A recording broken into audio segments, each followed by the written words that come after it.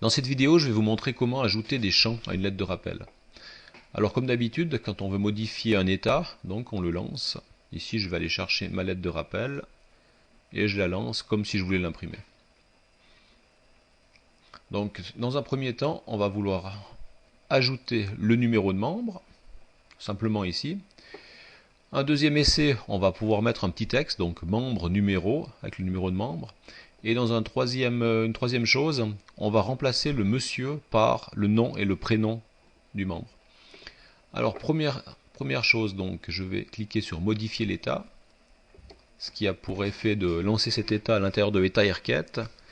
Et là, pour rajouter simplement le numéro de membre, je vais aller chercher le champ et je le glisse au-dessus de mon adresse.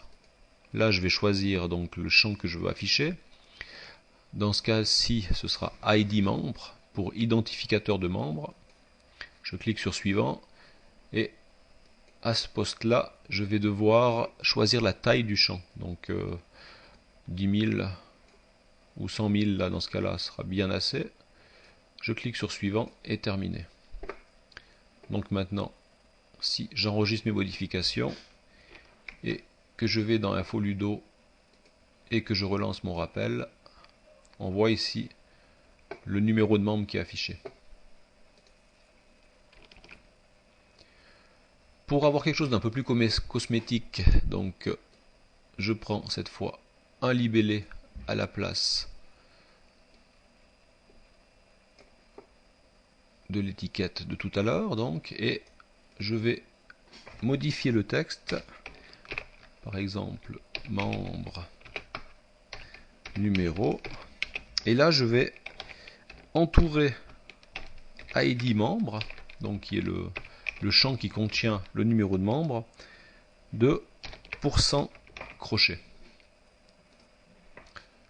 De cette façon, le numéro ID membre entre crochets va être remplacé par le numéro de membre. Donc si je teste, enregistrer, sous InfoLudo, je relance la lettre, et là on voit que j'ai bien membre numéro 344. Donc le ID membre a été remplacé par le numéro du membre.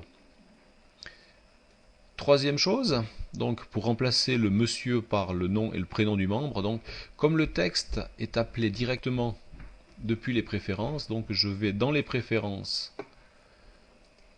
d'InfoLudo, à l'onglet rappel, et ici je vais remplacer donc titre par prénom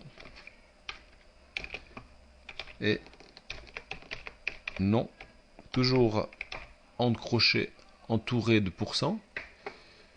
J'enregistre, je relance mon message de rappel, et là je vois que le nom a été remplacé, enfin le nom apparaît à la place du titre.